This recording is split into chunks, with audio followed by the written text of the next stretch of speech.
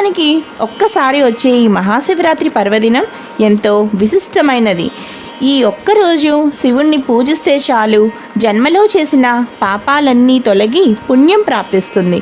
అందుకే మన పెద్దలు అంటూ ఉంటారు, జన్మానికో శివరాత్రి అని.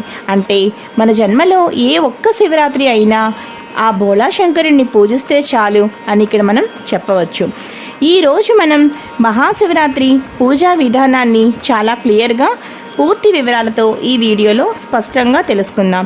శివరాత్రి రోజు శివుణ్ణి ఎలా పూజించాలో, అలాగే ఉపవాసం ఎలా చేయాలి, జాగరణ ఎలా చేయాలి అనే ఈ అంశాల గురించి మనం ఇప్పుడు ఈ వీడియోలో చాలా క్లియర్గా తెలుసుకుందాం. మహాశివరాత్రి పర్వదినాన్న 5 గంటలకే నిద్ర లేచి శుచిగా తలస్నానం చేసి పూజా మందిరమును ఇంటిని అందమైన తోరణాలతో పూల మాలలతో